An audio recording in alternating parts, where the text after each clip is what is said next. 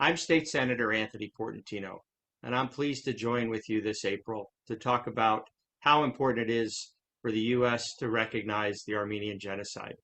What's transpired in the past year in Artsakh has been a tragedy of historic proportions. I'm heartbroken in knowing that people that I broke bread with when I was in Hadrut were wounded and killed. But there's some good news.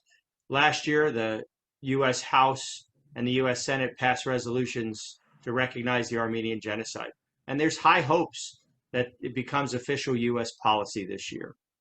We have an unprecedented time to seize this moment to say that the unprovoked attacks of Artsakh, the taking of property, the taking of Shushi, should not stand, should not be condoned. And it's important for the U.S. to step up and formally recognize the genocide that we all know happened. 1.5 million Armenians, Assyrians, Greeks were killed at the hands of the Ottoman Turks. And the U.S. should formally recognize that. California, I'm proud to say, recognizes the genocide, recognizes Artsakh sovereignty. We have a formal Senate Select Committee that I'm proud to chair on California, Armenia, and Artsakh art, trade, and cultural exchange. California has done the right thing. Washington should do the right thing as well.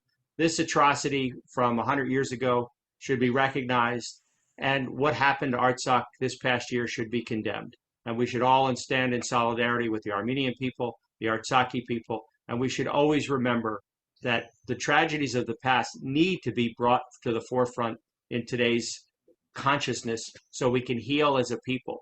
And what affects one of us affects all of us. I'm an Italian American, but I stand in solidarity with my Armenian friends and neighbors because it's important that we unite behind this message of hope, this message of recognition, and a community needs to heal.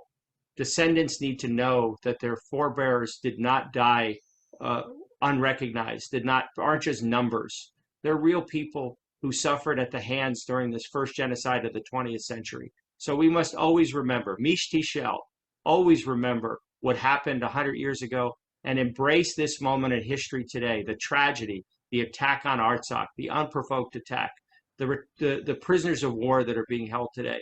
This is a moment in time to seize. The current administration has always been a good friend of the Armenian people, and there's great hope and expectation that they do the right thing this year.